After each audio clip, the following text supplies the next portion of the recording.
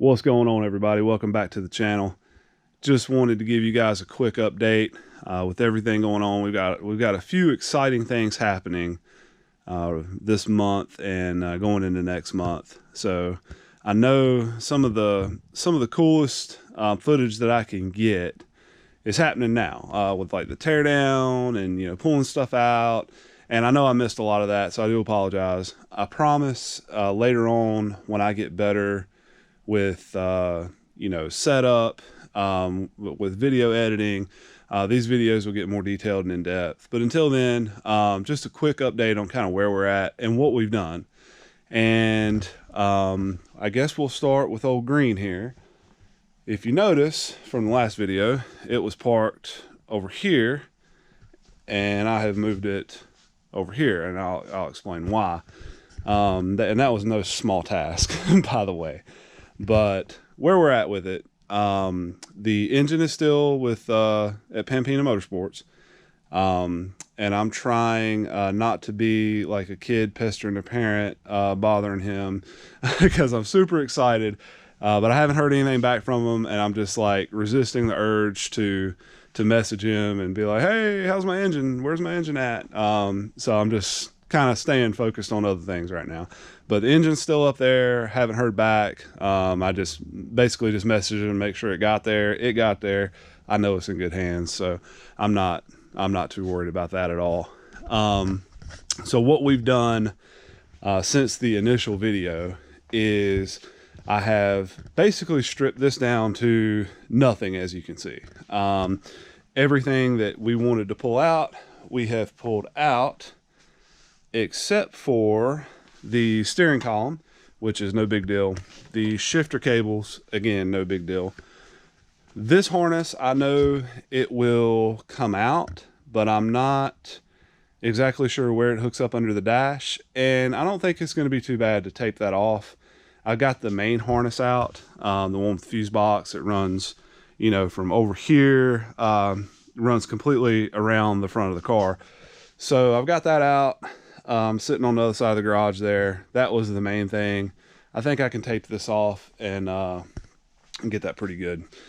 There's a few little spots of bare metal we're going to hit with etch primer, but I don't think there's anything really of any concern. Even under the battery tray here, there wasn't any significant rust. So that is a huge positive. Even on my white car over there, when several years ago, I actually went in and kind of sanded down the spot under the battery tray or around the battery tray and hit it with etch primer, because it even had more significant rust than this one does, and this one was sitting outside in much worse condition. So, can't really explain that. But what we've done, the reason I moved it from over here closer to the garage bay doors is that it had to be rinsed out. There's just no way to get this thing clean. And I didn't have a good way of moving it out. I was afraid if I got it out on the gravel, I'm the only one down here. How the hell am I going to get the thing back in the garage? I've never really moved a car that didn't have front wheels before. So what I did is I improvised. I took my two jacks over there, put one under each frame rail, and slowly pushed this thing towards the door so that I could squeegee out the excess water. But I've got, excuse me, dinner coming up here. I've got to say, I got this thing pretty damn clean. It's going to need several more wipe downs, but as far as like the grit and grime, I mean, it is good to go. I went through with a gray, this is one of the red ones, but I got a couple of these gray ones. I think I went through like 3 of them with some heavy duty Simple Green Pro, and just scrubbed it down, rinsed it down really good. The next step will be to take the red Scotch-Brite pad, sand it or scuff it down as good as I can get it, and then clean it down really good, clean it down with some prep solvent, and then we'll get into the taping off and all that for paint. So one thing that I did do was, and I don't know if you can see this really, how good this is going to show up. But I went through and put new undercoating in the wheel wells. These things looked awful. They were completely, the factory rubberized coating was completely wearing off. And I went through and coated this. I'll show you what I used. Turned out great. I think it's going to hold up great. I couldn't be happier with it. Most of this is covered anyway. And if you're wondering why this line is like this, that's pretty much how it is factory for some reason. I tried to go off the factory line as best I could. Let me show you the other side. But I'm really, really happy with how that turned out. I think it turned out really, really good. And I think it's going to hold up. And for the long term, let's show you the back here. I don't know if it'll show up, but it's flaking off. It just looks like garbage underneath. So what I did is I used the air chisel and just lightly would tap it, and that stuff would just disintegrate off. I cleaned up everything that I could get off really, really, really well. And then I hit it with the 3M stuff. And let me see if I got that sitting over here. Show you guys what it was. So if you're doing this, 2 cans of this, did the front wheel wells. This is pretty much out. But it is the 3M professional grade rubberized undercoating. And this is the bomb. I love it. I'll definitely use it again when I do, if I ever get around to doing the wheel wells on that. One thing about that product though, I went back and forth. Should I use it? Should I not? I don't know. I'm in North Carolina. There's not a whole lot of salt on the roads in the wintertime. I'm not going to be driving this thing in the rain or the snow anyway. So I don't think I'm going to have any issues. But if I was up north, I don't know. I might think twice about using that product because of the corrosion. I know that's what it's meant to prevent, but from the other video, the research I did, the other videos that I watched, a lot of people recommend not using that stuff, especially layer after layer after layer of it. So, I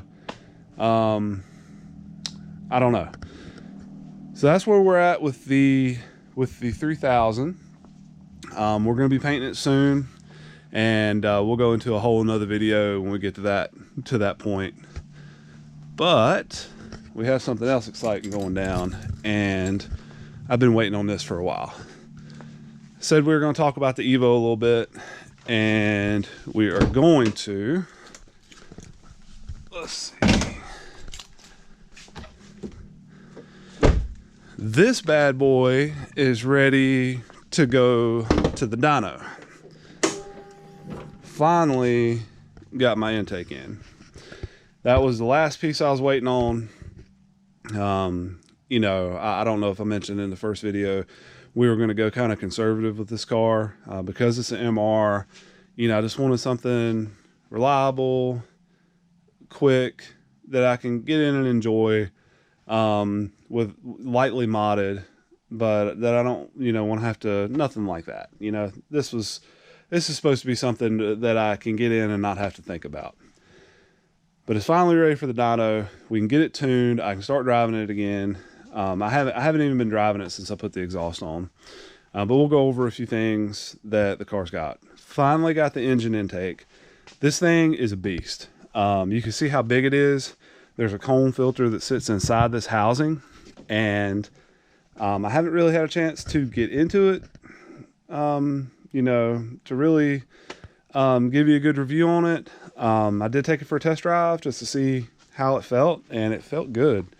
Throttle response was there. Again, I didn't get into it. I didn't want to, I'm real particular about not blowing my shit up. So I'm gonna wait till it's tuned, and then I'll give you guys, a good review on that. But this car has, again, engine intake, upper intercooler piping from STM, and this piping is awesome. The wrinkle black coat, it really went well in the engine bay. I just did the upper. I didn't think the lower was needed, and I went with the factory intercooler because it suits my needs here. I did the wire tuck, got the metal valve cover, powder coated wrinkle black with the STM stainless steel hardware. And I can't even remember who makes this, but I love this spark plug valve cover plate. And STM, I don't know if you guys can see this, I got the STM O2 dump pipe. It is the recirculated version. That thing is a masterpiece. The craftsmanship and quality of that part, it just blows me away. I had one on my 2011. One of the favorite parts I put on the car. It was just fantastic. The Grady hood dampers, got those installed. That's way better than having the damn skinny wire, having to fight, you know, work your way around that, position your body to where you're not, you know, about to knock your hood down on you. So those have been awesome. Full catless exhaust, and the I think it was the Ultimate Racing test pipe and the Cobb quad tip exhaust. That's my favorite look on these cars, and really it is my favorite exhaust I think I've ever ran.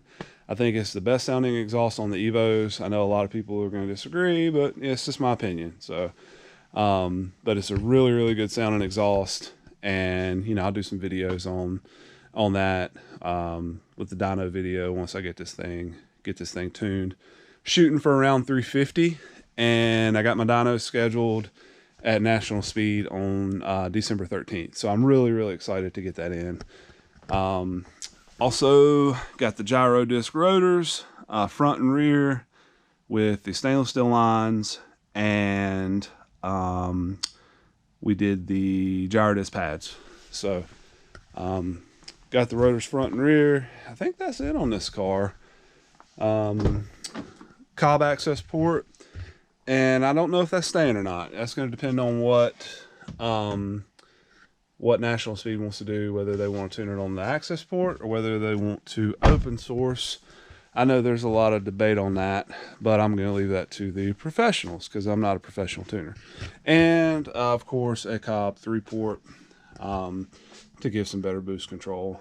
But it's going to be great to have this thing together, being able to drive it and enjoy it.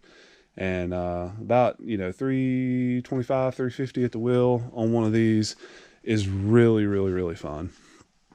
So I think that's it for now.